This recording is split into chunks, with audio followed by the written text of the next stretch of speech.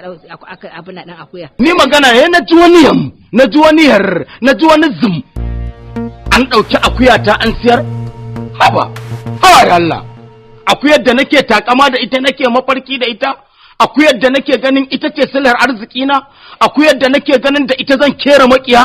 Wannan akuyar fa ita na dogara da ita fa ita ce zan samu fa in tsira. Kawai sai a ɗauki abina a siyar ba izini na, ba lissafi kenan. Wallahi an taro mat. Ni uwarka ce fa. Yanzu da kai da akuyar duk mallakan waye? Ba mallaka ta bane? To haka ne ba sai a bari ba in na mutu, in na kwanta dama sai a iko da abina. Au sai ka mutu zan ci dukiyarka? Da yake ka zama tijararre dan tijara ne kai? Nan nazo gidan nan in nazo na ce miki ina da bukata ba a yi min. In na ce ga abin da nake so ba a yi min, kuma sai a ɗauki abina a iko da shi. Nan kike nuna kin fi ƙaunar wannan yarinyar a kaina, saboda ana ganin ta samu mai hannu da shuni. Ni waye galihuna? Waye galihuna? Dan marayan Allah.